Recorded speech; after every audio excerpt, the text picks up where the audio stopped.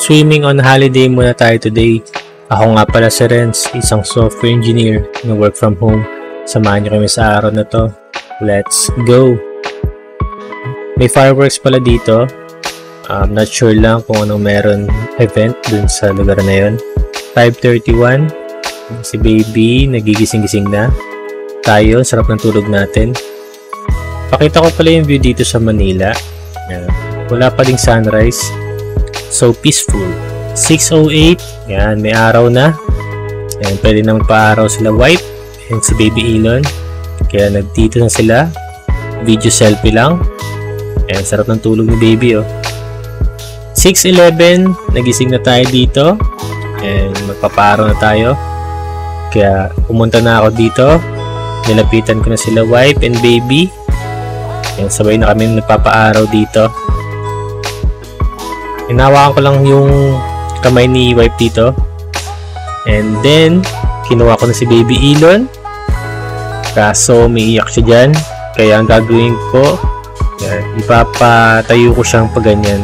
Mas nakakatulog kasi siya sa akin kapag ganyan yung pwesto niya. Ito, nakakatulog na siya. Inihikab-hikab na. Ang ganda rin ng ano natin, no? Sunrise. Binigyan tayo ni wife dito ng barley.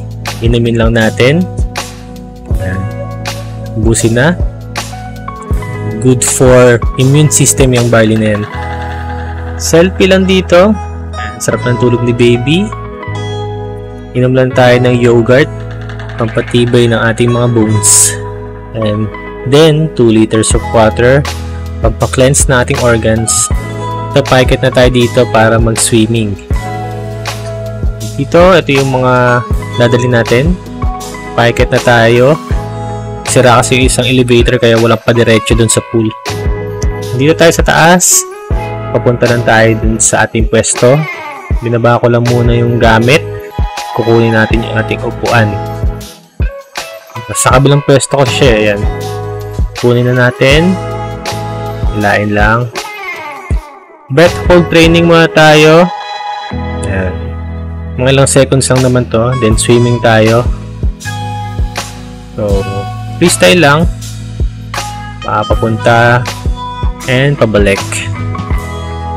So, ganyan lang yung normal routine ko kapag nag-swimming ako.